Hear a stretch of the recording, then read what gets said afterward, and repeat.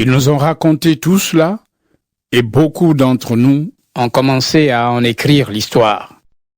Alors, je me suis renseigné avec soin sur tout ce qui s'est passé depuis le début et j'ai décidé, moi aussi, d'écrire un récit bien composé. Je fais cela pour toi, très cher Théophile. Ainsi, tu pourras voir que tu as reçu des enseignements solides. Au moment où Hérode le Grand est roi de Judée, il est un prêtre appelé Zacharie.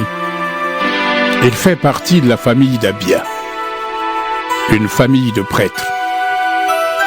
Sa femme appartient au clan d'Aaron et elle s'appelle Élisabeth. Tous les deux sont justes devant Dieu. Ils obéissent parfaitement aux lois et aux commandements du Seigneur. Ils n'ont pas d'enfants parce qu'Élisabeth ne peut pas en avoir et ils sont déjà vieux tous les deux.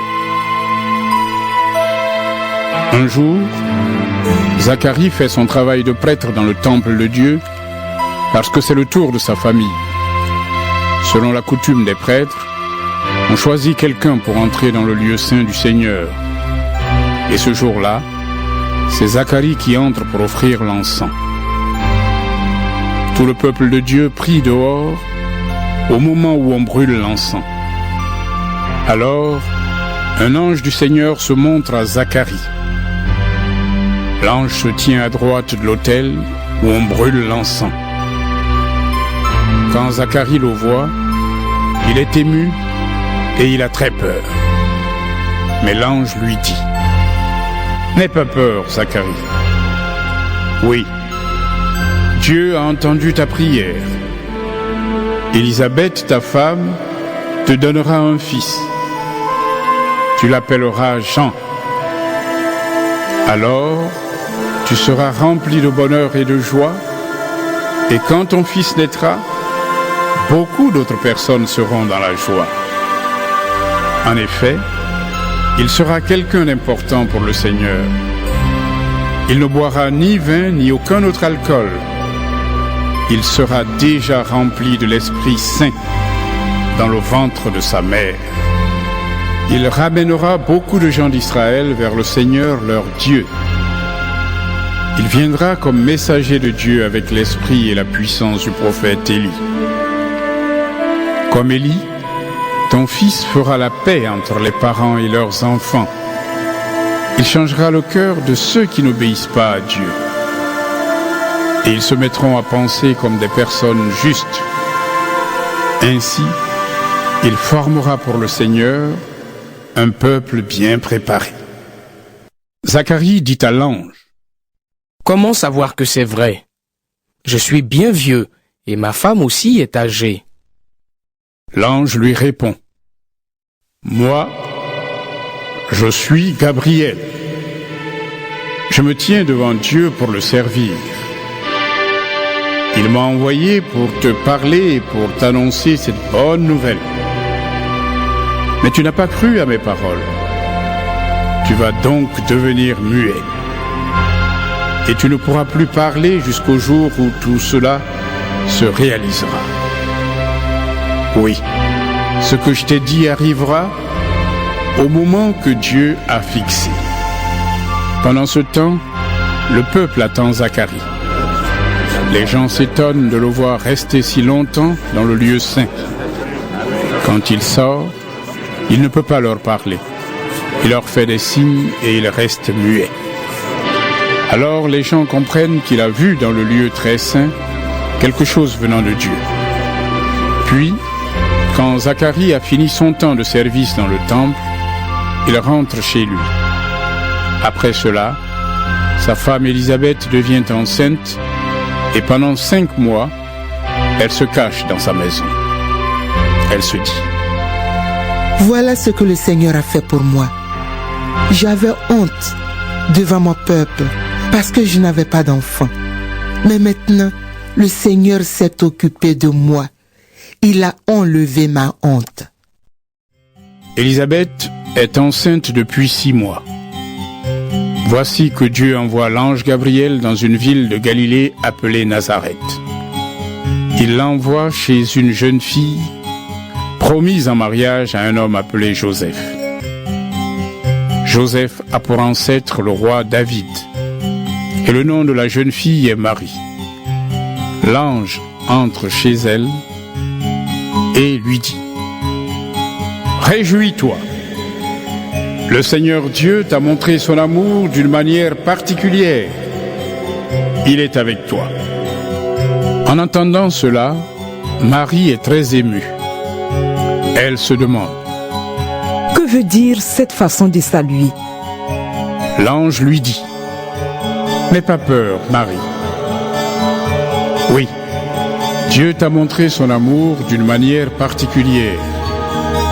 Tu vas attendre un enfant, tu mettras au monde un fils, et tu l'appelleras Jésus. Personne ne sera aussi important que lui. On l'appellera Fils du Dieu très haut. Le Seigneur Dieu lui donnera le royaume de David, son ancêtre. Il sera le roi du peuple d'Israël pour toujours, et son pouvoir ne finira jamais. Marie dit à l'ange: Comment cela va-t-il arriver? En effet, je ne vis pas avec un homme. L'ange lui répond: L'Esprit Saint viendra sur toi, et la puissance du Dieu très haut te couvrira comme l'ombre. C'est pourquoi l'enfant qui va naître sera saint, et on l'appellera Fils de Dieu. Écoute, Élisabeth, qui est de ta famille, elle aussi est enceinte et elle aura un fils. Pourtant, elle est vieille. On disait qu'elle ne pouvait pas avoir d'enfant. Et maintenant, elle est enceinte depuis 6 mois. Non, rien n'est impossible pour Dieu.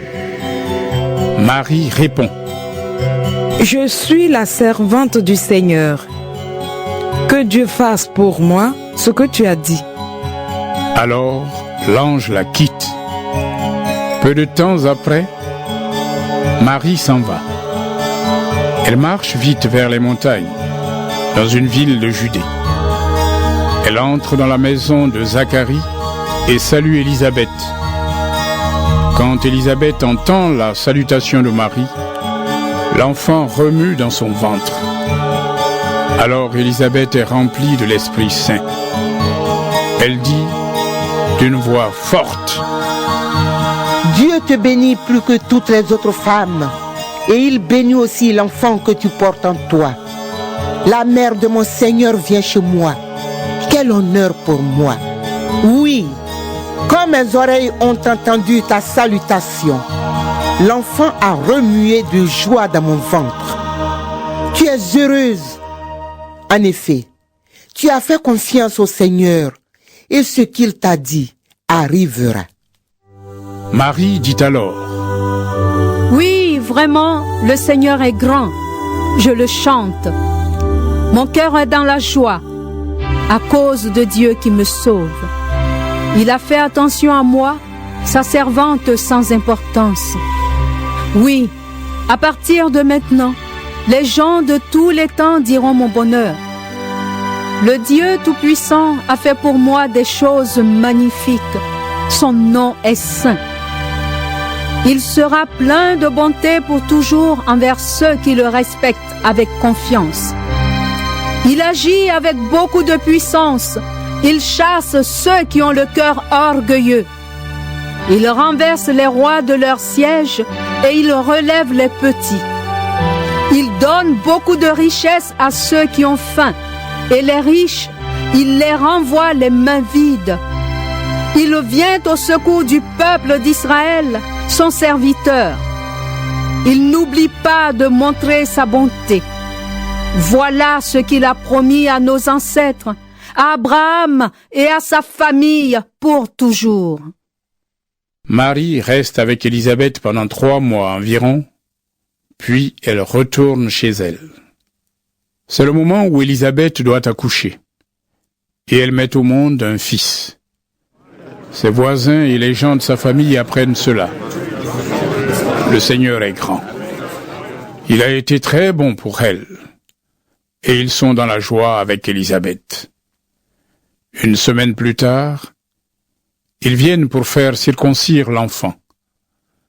Ils veulent lui donner le nom de son père, Zacharie. Mais sa mère prend la parole. Non, il s'appellera Jean. Ils lui disent: Dans ta famille, personne ne porte ce nom-là. Et ils font des signes au père pour lui demander. Comment veux-tu l'appeler?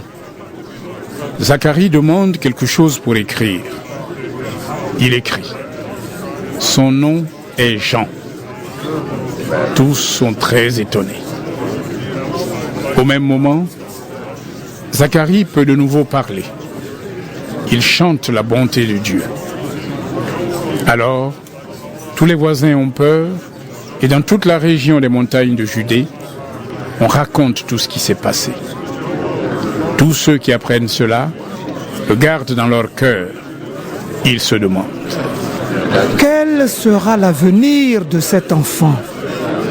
En effet, la puissance du Seigneur est avec lui. Puis, Zacharie, le père de l'enfant, est rempli de l'Esprit Saint. Alors, il parle comme un prophète. Chantons les louanges du Seigneur, le Dieu d'Israël. Il vient au secours de son peuple, il le rend libre. Il nous donne un grand sauveur dans la famille de David, son serviteur. Il avait annoncé cela depuis longtemps. Oui, il avait dit par les saints prophètes: Je vous sauverai de vos ennemis et de la main de ceux qui vous détestent. Ainsi, Dieu a été bon pour nos ancêtres. Aujourd'hui encore, il se souvient de son alliance sainte. C'est le serment qu'il avait fait à Abraham, notre ancêtre. Oui, il avait dit en parlant de nous: J'arracherai tes enfants aux mains de leurs ennemis, alors ils pourront me servir sans avoir peur. Ils pourront être saints et justes devant moi tous les jours de leur vie. Zacharie dit encore: Et toi, mon enfant, on t'appellera prophète du Très-Haut. Tu marcheras devant le Seigneur pour préparer son chemin. Voici ce que tu annonceras à son peuple. Dieu vous sauve en pardonnant vos péchés. Oui, notre Dieu est plein de tendresse et de bonté. Il a fait briller sur nous une lumière venue d'en haut, comme celle du soleil levant. Elle éclairera ceux qui vivent dans la nuit et dans l'ombre de la mort. Elle guidera nos pas sur la route de la paix. L'enfant grandit et peu à peu, il devient adulte. Il vit dans un endroit désert jusqu'au jour où il va se montrer au peuple d'Israël. Luc, chapitre 2. À cette époque, l'empereur Auguste donne l'ordre de compter les habitants de tous les pays. C'est la première fois qu'on fait cela. À ce moment-là, Quirinius est gouverneur de Syrie. Tout le monde va se faire inscrire, chacun dans la ville de ses ancêtres. Joseph quitte donc la ville de Nazareth, en Galilée, pour aller en Judée, à Bethléem. C'est la ville du roi David. En effet, David est l'ancêtre de Joseph. Joseph va se faire inscrire avec Marie, sa femme, qui attend un enfant. Pendant qu'ils sont à Bethléem, le moment arrive où Marie doit accoucher. Elle met au monde un fils, son premier enfant. Elle l'enveloppe dans une couverture et elle le couche dans une mangeoire. En effet, il n'y a pas de place pour eux dans la salle où logent les gens de passage. Dans la même région, il y a des bergers. Ils vivent dans les champs et pendant la nuit, ils gardent leurs troupeaux. Un ange du Seigneur se présente devant eux.